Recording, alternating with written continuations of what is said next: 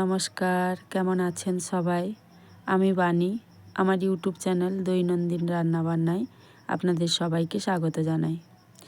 আজকে আমি একটি ভিন্ন স্বাদের আলুদমের রেসিপি নিয়ে আপনাদের সামনে হাজির হয়ে গেছি। ভিডিওটি স্কিপ না করে পুরোটা দেখতে থাকুন, আশা করি আপনাদের ভালো লাগবে। গোটা আলুর দম করার জন্য আমি এখানে 500 গ্রাম ছোট ছোট আলু নিয়েছি। আলুগুলো আগে থেকে সেদ্ধ করে খোসা ছাড়িয়ে রেখেছি।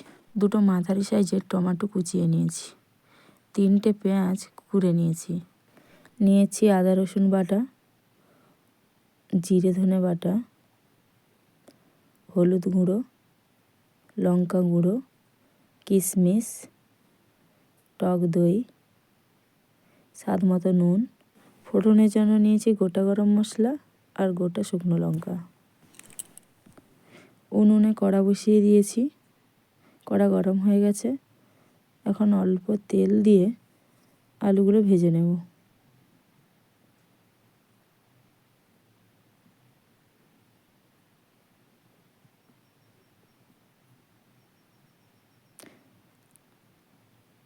এতে অল্প হলুদ দিয়ে দিব, আবার একটু নেড়ে ভেজে নেব।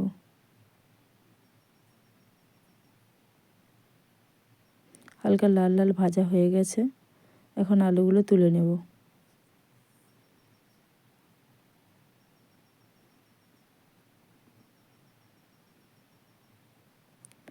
আবার অল্প একটু তেল দিয়ে দিব।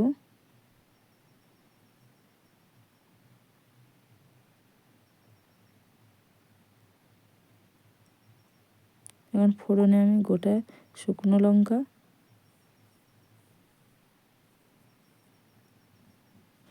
গোটা গরম মশলা,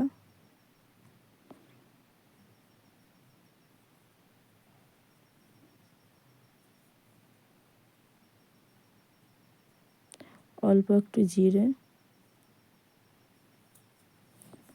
আর একটা তেজপাতা দিয়ে দিব। জিরে আর তেজপাতাটা আগে স্কিপ করে গেছিলাম, তাই এখন দিয়ে দিলাম। এখন কুড়ে রাখা পেঁয়াজ দিয়ে দিলাম, দিয়ে একটু নেড়ে চেড়ে ভেজে নেব।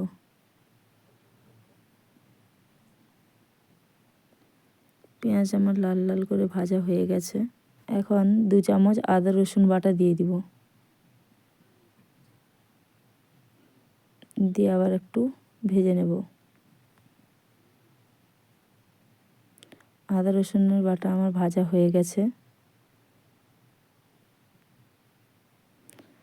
এখন এতে কুচিয়ে রাখা টমেটো দিয়ে দিব।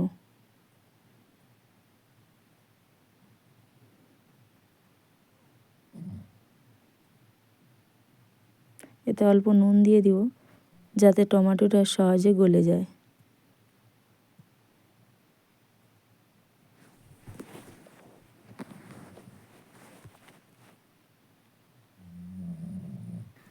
এরপর বেটে রাখা জিরে ধনে 2 চামচ দিয়ে দিব। এগুলো হালকা ভেজে নেব।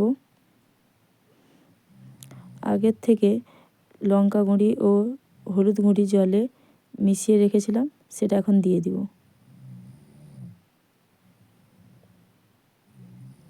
দিয়ে ভালো করে নেড়ে চেড়ে নেব।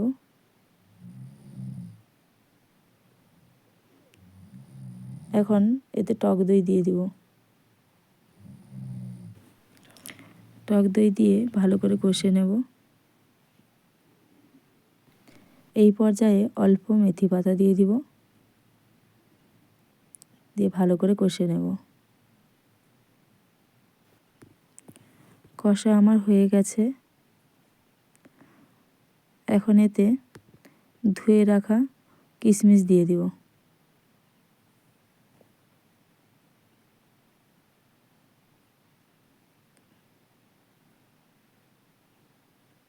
মশলা থেকে তেল ছাড়তে শুরু করে দিয়েছে। এখন আমি ভেজে রাখা আলুগুলো দিয়ে দিব, দিয়ে ভালো করে কষে নেব।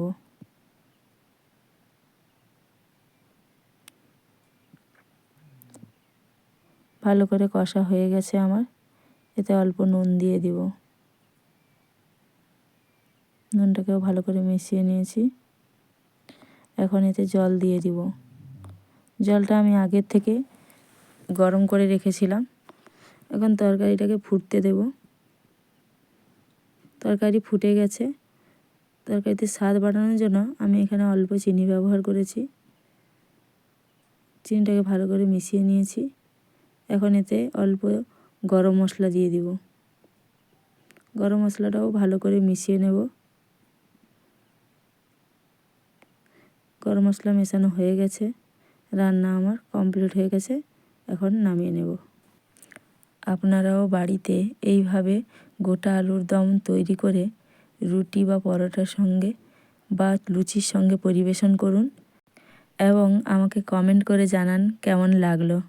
যদি ভালো লাগে তাহলে একটা লাইক করে দেবেন, আপনজনদের সঙ্গে শেয়ার করে দেবেন এবং আমার এই ধরনের ভিডিওর নোটিফিকেশান সবার আগে পাওয়ার জন্য চ্যানেলটিকে সাবস্ক্রাইব করে পাশে থাকা বেল বাটনটা প্রেস করে দেবেন। ভালো থাকবেন, সুস্থ থাকবেন। ধন্যবাদ।